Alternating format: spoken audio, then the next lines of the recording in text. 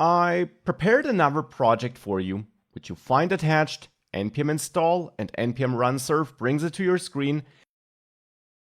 And I did create this project for you so that we A, can again get a feeling for how components work together, and B, also see a little problem you will often face when you build bigger applications and you need to pass data around. But first of all, let's understand the project I'm providing to you here. So make sure you download and install it and start up that development server. And you should then see this on the screen. Now here, I got a very basic dummy application. We can select a topic if we want to learn more about the basics or components. And we can switch between those topics, and depending on what we choose, the content up there updates. Now that's definitely not too fancy, but it is about the code, not about what we see on the screen here. And the code is quite interesting. Here in app.view, in my main app, I'm rendering the active element component and I'm rendering the knowledge base component. So this component. These two components here are getting used in the app.view file. Of course, all components are registered in main.js, so they are available to this entire Vue app. Now here's how this app works. Active element is quite straightforward. I got a topic title and a text. That data is then received as props. And in app.view, I'm providing these two props to active element based on the active topic. Now, what is active topic? That is some component internal data. So that's some data I'm managing in this app here, in this app.view file here in my data property.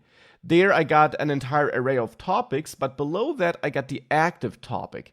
Initially that's null, but when this method is triggered, and we'll see when this method is triggered in a second, then I set the active topic to one of these two topics I got in this array. Now, if active topic is null, thanks to this check I have here, we'll basically not pass anything relevant to topic title. But if it's not null, if we do have an active topic, then I provide the title and full text values to active element. Now, how is a topic set as an active topic? As I said, that happens with the activate topic method here. And in there, we receive a topic ID and use that ID to identify one of these two topics in this topics array. So when is the method getting triggered? Well, that happens on the knowledge base component. There I have the select topic custom event to which I'm listening, and when that event fires, activate topic is triggered.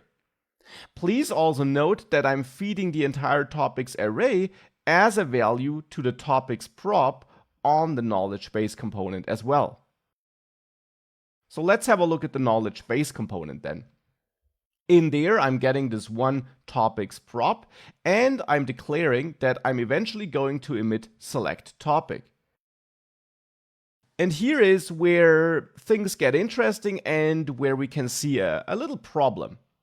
I'm forwarding the topics to the knowledge grid, which I'm using here, and I'm basically also just forwarding select topic. I'm emitting it here in knowledge base, yes, but when do I emit it? Well, I emit it when knowledge grid emits select topic. So basically, knowledge base just acts as a pass-through component, you could say. I pass my topics through to knowledge grid, and I pass select topic, this event, through to app.view when it is emitted by knowledge grid. So knowledge base doesn't really have its own logic.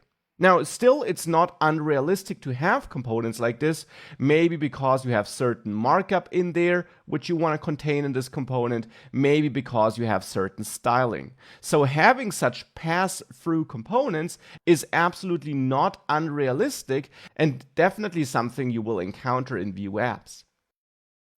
Now let's have a look at knowledge grid. In knowledge grid, I'm using topics. I'm also getting this as props and I'm using it there. So this is no longer a pass-through component. This needs and uses topics. But I also emit select topic here, and that is still being passed through basically, because ultimately it's the knowledge element. It's this component here which emits select topic when we click this button. So that's where this custom event is generated, the select topic event. And then both knowledge grid as well as knowledge base just forward that custom event to app.view in the end. So the event gets funneled through two components, and topics also gets funneled through at least one component, through the knowledge base onto knowledge grid. So everything here works, and that's also not a bad way of writing code, and it does hopefully again show you how props and events work and how you can connect everything. But we still are facing a problem here. We have the problem that we're having these unnecessary pass-through steps. I mean, it would be nice if knowledge base wouldn't have to deal with props and with emitting this event, because neither of the two is used or generated inside of this component. We're just using both to connect it to knowledge grid. And it turns out that Vue has a solution for problems like this.